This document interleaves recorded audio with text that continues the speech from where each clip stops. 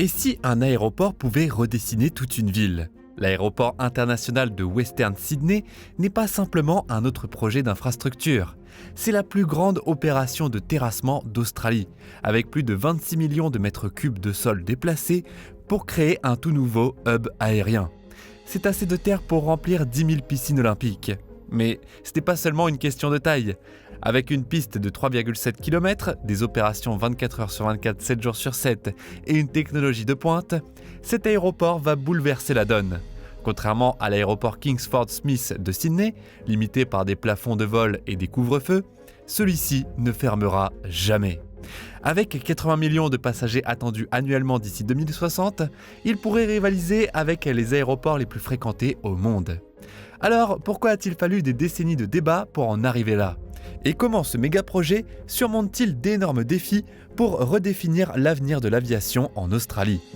Sydney est l'une des villes les plus occupées de l'hémisphère sud, un hub mondial prospère qui accueille chaque année des millions de touristes, de voyageurs d'affaires et de cargaisons.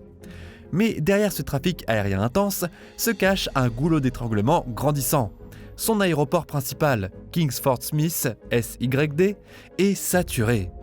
Kingsford Smith a ouvert en 1919, ce qui en fait l'un des aéroports les plus anciens du monde encore en activité. Dans le passé, sa localisation, à seulement 8 km du centre de Sydney, était un grand avantage. Mais aujourd'hui, c'est un problème majeur. L'aéroport est entouré de quartiers très animés sur 3 côtés et de la baie de Botany de l'autre, ne laissant aucune place pour se développer. S'étendre dans la baie serait trop coûteux et néfaste pour l'environnement. Et démolir des maisons n'est pas envisageable. Au début des années 2000, le problème est devenu impossible à ignorer. Plus de 40 millions de passagers utilisaient l'aéroport chaque année, et avec des limites strictes de vol et un couvre-feu de 23h à 6h, il était déjà à pleine capacité. En même temps, les banlieues de l'ouest de Sydney se développaient rapidement, mais des millions de personnes n'avaient pas d'aéroport à proximité. Cela signifiait de longs trajets frustrants jusqu'à l'est de la ville, juste pour prendre un vol. La recherche d'un emplacement pour un second aéroport a en réalité commencé dans les années 1960. Mais pendant des années, rien ne s'est passé. Il y a eu d'innombrables débats et des solutions temporaires, comme l'ajout d'une 3e piste en 1994. Mais en 2012, le gouvernement a enfin pris une décision. Après une étude détaillée, il a confirmé que Badgerys Creek, situé à 44 km à l'ouest du centre de Sydney, était le meilleur emplacement en raison de son espace ouvert, de son faible impact résidentiel et de son accès aux principaux corridors d'infrastructures. En 2014, le gouvernement australien a officiellement engagé le projet et en 2018, la construction a commencé. Cet aéroport, baptisé en l'honneur de la légende de l'aviation Nancy Bird Walton, a été conçu pour être moderne, efficace et à l'épreuve du futur. Mais comment transformer un paysage non développé en un hub aérien de classe mondiale? Avant qu'un seul terminal puisse se dresser, les ingénieurs ont dû relever un défi d'une ampleur stupéfiante: préparer le terrain lui-même.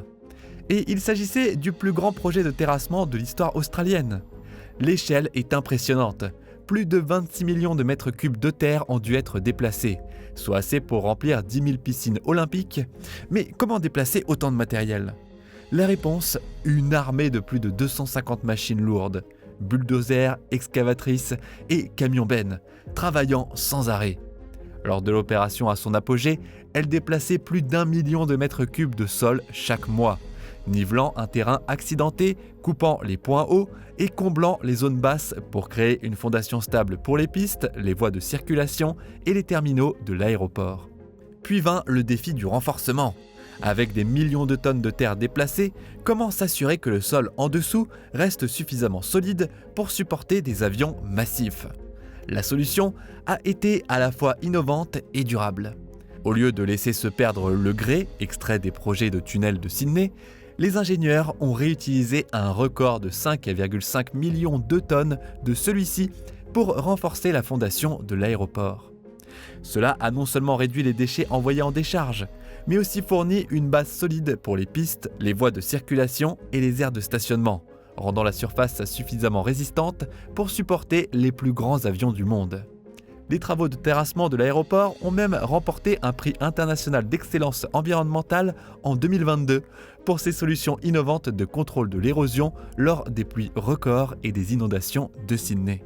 Mais qu'est-ce qu'un aéroport sans une piste de classe mondiale ?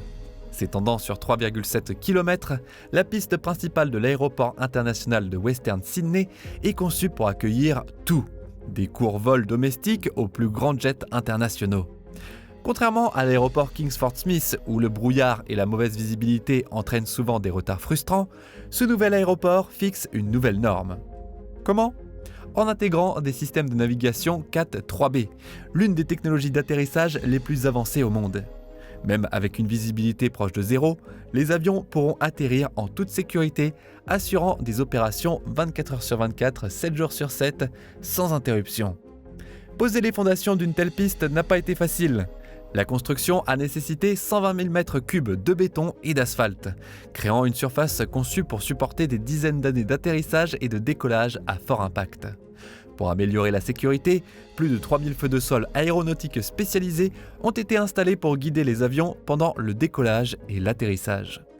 Mais qu'en est-il des espaces entre les atterrissages ?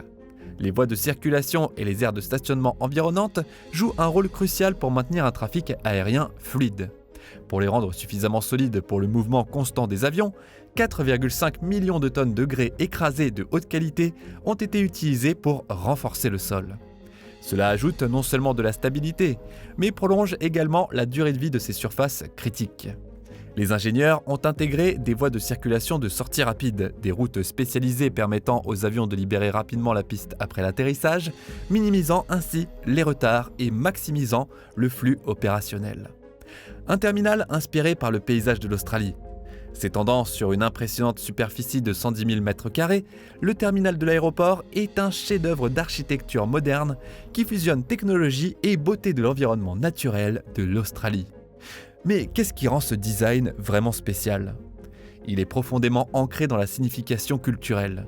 Développé en concertation avec les communautés Premières Nations, le terminal reflète le pays d'Arug, rendant hommage au patrimoine profond de la terre sur laquelle il est construit. L'une des caractéristiques les plus frappantes est un immense mur en grès, extrait des carrières locales, servant à la fois de déclaration de design et de lien avec la géologie de la région. Par ailleurs, des fenêtres en verre du sol au plafond baignent l'espace de lumière naturelle, donnant au terminal une sensation d'ouverture et de légèreté. Mais en levant les yeux, vous découvrirez l'un des choix de design les plus impressionnants, un plafond en aluminium soigneusement traité pour imiter le bois. Son motif en vague reflète les courbes ondulantes des montagnes bleues, apportant un sentiment de mouvement et de calme dans un environnement souvent stressant.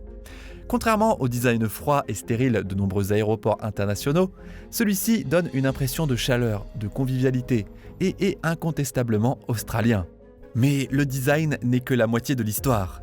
Chaque détail à l'intérieur du terminal est conçu pour la rapidité, l'efficacité et le confort des passagers. Les bornes en libre service, la reconnaissance faciale biométrique pour l'enregistrement et le système automatisé de gestion des bagages travaillent ensemble pour simplifier toute l'expérience de voyage.